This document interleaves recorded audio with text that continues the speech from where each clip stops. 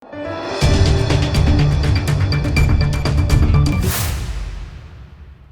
દર્શક મિત્રો, આપ જોઈ રહ્યા છો લોકમૈત્રી ન્યૂઝ. હું છું એન્કર અનિતા પટેલ. હવે જોઈએ અગત્યના સમાચાર. વડોદરા મહાનગરપાલિકા દ્વારા 76મા ગણતંત્ર દિવસની આન બાન અને શાન સાથે ઉજવણી કરવામાં આવી હતી. વડોદરાના હરણી ખાતે આવેલા સ્કલ્પચર પાર્કમાં વડોદરા મહાનગરપાલિકા દ્વારા 76મા ગણતંત્ર દિવસની ઉજવણી કરવામાં આવી. વડોદરાના પ્રથમ નાગરિક મેયર પિંકીબેન સોની દ્વારા ધ્વજવંદન કરવામાં આવ્યું હતું. ત્યારબાદ મેયર પ્રાથમિક ઉદ્બોધન શરૂ કર્યું હતું, જેમાં વર્ષ 1950માં દેશનું સંવિધાન ઇફેક્ટમાં આવ્યું હતું, જેને વિસ્તૃત માહિતી વડોદરા મહાનગરપાલિકાના કર્મચારીઓને પૂરી પાડવામાં આવી હતી. આ પ્રસંગે વડોદરા મહાનગરપાલિકાના પ્રથમ નાગરિક પિંકી સોની, મ્યુનિસિપલ કમિશનર દિલીપ રાણા, સભા સેક્રેટરી ચિંતન દેસાઈ, ડેપ્યુટી મ્યુનિસિપલ કમિશનર અર્પિત સાગર સહિત વડોદરા મહાનગરપાલિકાના પદાધિકારીઓ તથા વડોદરા મહાનગરપાલિકાના ચૂંટાયેલા પ્રતિનિધિઓ વિશેષ ઉપસ્થિત રહ્યા હતા. Bureau report, Lokmaitri news, Vadodara.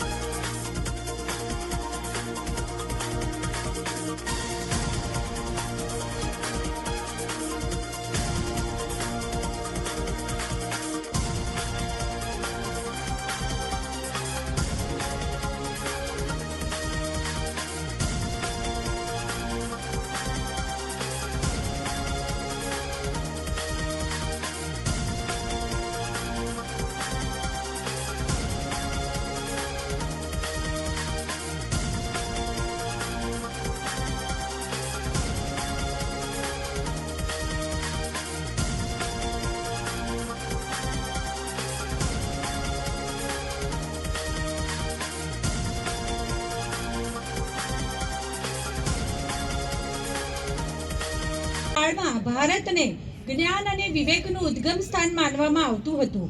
આજના દિવસે આપણે આપણા એ શૂરવીર શહીદોને યાદ કરીએ કે જેમણે માતૃભૂમિના માટે 1950ના દિવસે આપણું સંવિધાન તેમના સંઘર્ષે એક સંગઠિત રાષ્ટ્રવ્યાપી આંદોલનનું રૂપ લીધું હતું.